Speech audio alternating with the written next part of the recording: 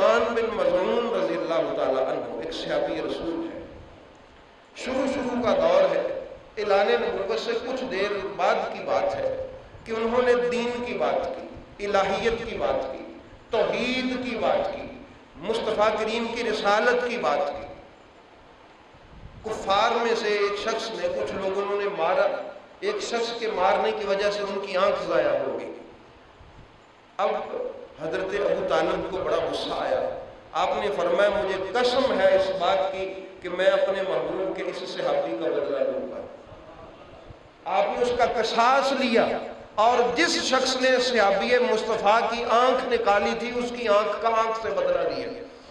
فقط یہ نہیں ہے رسول پاک پر اسلام کی حفاظت کی، جو بھی مسلمان تھا اس کو بھی پناہ دی۔ یہ انداز تھا جناب ابو طالب سرکار کی محبت کا۔ حضرت ابراہیم علیہ السلام نے دعا مانگی تھی کہ یا اللہ آخری نبی کو ہمارے اندر بھیج۔ کون سے نبی کو؟ آخری نبی کو، اور ہم میں سے جو مسلمان گروہ ہے اس میں بھیج جو اس کے ساتھ ہوں۔ یہ ابراہیم علیہ السلام کی دعا نہیں ہے؟ ربنا وابعث فیہم رسولا منہم، فرمایا یا اللہ ہم جب وہ آئے ہم مسلمان گروہ کے درمیان وہ تشریف لائے، اور جو اس کے ساتھ ہوں وہ مسلمان ہوں۔ یہ ابراہیم علیہ السلام کی دعا ہے۔ تو اللہ نے فرمایا تمہیں تو جو بھی میرے مصطفیٰ کی حمایت میں تھے، تمہیں ان کے مذہب و مسلک پر فیصلے کرنے کی ضرورت نہیں ہے۔ میرے پیارے خلیل ابراہیم علیہ السلام بتا کر دنیا والوں کو گئے تھے کہ جن لوگوں میں محمد مصطفیٰ آئیں گے وہ مسلمانوں کا گروہ ہوگا۔ وہ کن کا گروہ ہوگا؟ مسلمانوں کا گروہ ہوگا۔ یہ تو ابراہیم علیہ السلام کی زبان سے کہلوا دیا۔ انہوں نے دعا مانگی کہ یا اللہ ہم میں ایک گروہ کو ہمیشہ مسلمان رکھ، اور اسی مسلمان گروہ میں اپنے مصطفیٰ کو بھیج، اور وہی مسلمان گروہ جو ہے وہ ان کی تعلیمات پر عمل پیرا ہو۔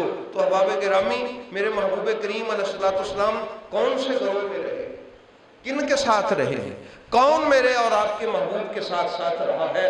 تو ابراہیم علیہ السلام کی دعا نے بتا دیا کہ ہمیں ان کے بارے میں آج فیصلہ کرنے کی ضرورت نہیں ہے۔ اللہ نے فرمایا یہ فیصلہ تو میں نے پہلے سے ہی کر دیا ہے کہ میرا محبوب جن میں آئے گا میں نے اپنے خلیل کی زبان سے ان کو مسلمان کہلوایا ہے۔ تو جن کو حضرت ابراہیم نے مسلمان کہا ہے، کوئی آج کا اگر کوئی شخص نہ بھی مسلمان کہے تو ان کی مسلمانی پر کوئی فرق نہیں آتا۔ اللہ قرآن میں ان لوگوں کو مسلمان کہتا ہے جو میرے مصطفیٰ کے ساتھ ساتھ تھے، اور ساتھ ساتھ بھی فقط ایسا نہیں تھے کہ زبانی کلامی ساتھ تھے، نہیں احباب گرامی، یوں ساتھ تھے کہ تلوار نکال لیتے تھے، کھڑے ہو جاتے تھے، اس طرح دین کی حمایت کی، اس طرح نصرت کی دین کی۔ اور ان کے ساتھ مسئلہ اصل میں کوئی نہیں ہے، حضرت ابو طالب علیہ السلام کے ساتھ کوئی مسئلہ نہیں ہے، ضد نہیں ہے۔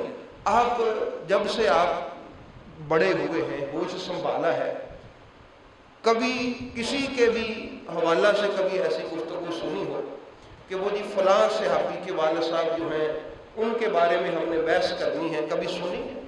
یہ ساری بحث اس لیے ہے کہ حضور مولا کائنات مولا علی علیہ السلام میں تو کوئی عیب ملتا نہیں، ان میں تو کوئی کمی ملتی نہیں، ان میں تو کوئی کسی قسم کا نقص ملتا نہیں۔ تو کہا چلو ایک ہی لگا لیتے ہیں کہ علی کا باپ مسلمان نہیں تھا۔ بھئی ارے بھائیو، اگر بحث کرنی ہے تو پھر حضرت علی کے بارے میں کیجئے نا، کہ حضرت علی سخی تھے کہ نہیں تھے، حضرت علی شجاعت والے تھے یا نہیں تھے، علم والے تھے یا نہیں تھے، حلم والے تھے یا نہیں تھے، اور پاکیزہ نسب والے تھے یا نہیں تھے۔ حضرت ابو طالب علیہ السلام نے تو کسی کو کچھ نہیں کہا، ہمیشہ بھلا چاہا، لوگوں سے محبت کی، لوگوں کے دکھ درد بانٹے، غریبوں کی مدد کی، بے آسراؤں کا سہارا بنے۔ اور جو اسلام کی تعلیمات ہیں، جو بعد میں رسول پاک سرکار پر نازل ہوئیں اور رسول پاک نے ان کو اسلام میں رائج کیا، حضرت ابو طالب پہلے سے ہی انہی تعلیمات کے مطابق معاشرے میں وقت گزار رہے تھے۔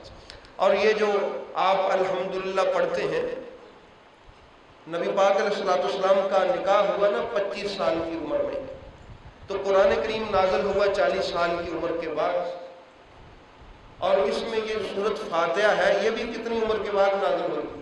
40 سال کے بعد۔ حضرت ابو طالب علیہ السلام نے نکاح پڑھا نا جب سرکار کا، تو اس وقت یہ میں آپ ہم سب یہ جو کہتے ہیں نا الحمدللہ رب العالمین، یہی جملہ حضرت ابو طالب نے قرآن کے نازل ہونے سے 15-20 برس پہلے میرے مصطفیٰ کے نکاح پہ پڑھا۔ یہ جو آپ اور میں الحمدللہ رب العالمین کہتے ہیں، بالکل یہی جملہ۔ اس لیے احباب گرامی، یا تو پھر اس سے ہمیں یہ سمجھنا پڑے گا کہ اللہ کو مصطفیٰ کے چچا سے محبت ہی اتنی ہے اور خیال ہی اتنا ہے، فرمایا اے محبوب کے چچا، تو نے میرے محبوب کے نکاح پہ یہ جو میری تعریف کی تھی، میں قیامت تک یہی الفاظ مصطفیٰ کے غلاموں کی زبانوں پہ جاری کر دوں گی۔ یہی الفاظ الحمدللہ رب العالمین، یہی الفاظ سے احباب گرامی جو حضرت، یا پھر ہمیں یہ کہنا پڑے گا کہ اللہ نے بصیرت اتنی دی تھی کیونکہ وہ میرے پاک نبی کے چچا تھے، بصیرت اتنی دی تھی۔ ہم تو ایمان پہ بحث ہی نہیں نہ کرتے کہ ان کا اسلام تھا یا ایمان تھا، ہم تو ان کے مقام کی بات کرتے ہیں، عظمت ابو طالب علیہ السلام کی۔ میرے محبوب تو ایسے ہیں وہ کسی کے کندھے پہ ہاتھ رکھ دیں، وہ کسی کے کندھے پہ ہاتھ رکھ دیں تو وہ یہاں سے پتہ نہیں کہاں تک دیکھتا۔ میرے محبوب کی نسبت تو ایسی عظیم نسبت ہے، حضرت عائشہ صدیقہ سلام اللہ تعالیٰ علیہا کے سر پہ میرے نبی کی چادر آ جائے تو وہ نور دیکھتی ہیں جو کوئی نہیں دیکھ سکتا۔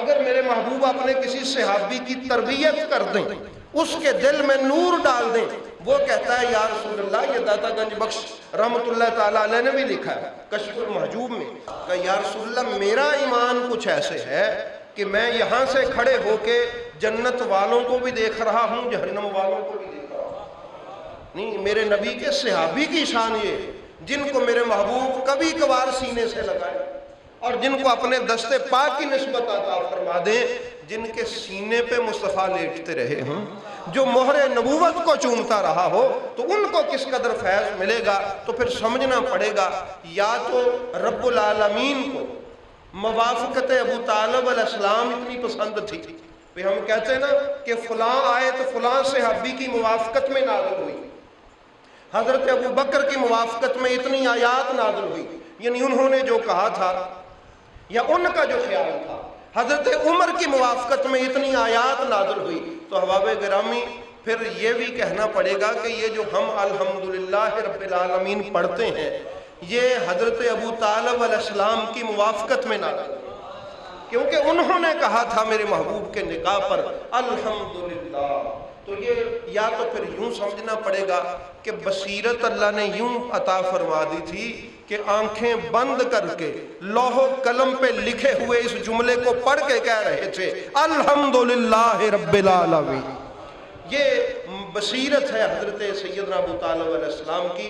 تو احباب گرامی بہرحال ہم تو جب بھی یہ الحمدللہ قرآن کریم میں پڑھیں گے، ہمیں تو کئی قسم کے مزے آئیں گے کہ یہ اللہ کا کلام ہے، یہ میرے مصطفیٰ کریم کی زبان ہے، یہ اللہ کی حمد ہے، اور یہ زبان ابو طالب علیہ السلام کی موافقت میں نازل ہوئی۔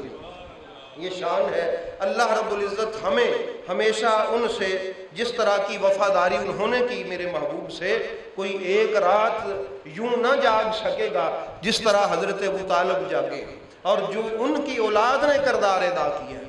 یہ اولاد میں تربیت اور جو فیض اور وفاداری ہوتی ہے یہ ماں باپ سے آتی ہے۔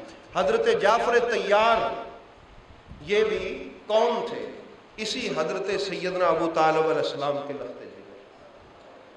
وہاں جو عیسائیت میں اس محل میں نجاشی کے دل پہ فتح مندی کا جھنڈا گاڑا، وہ بھی اسی ابو طالب کا بیٹا۔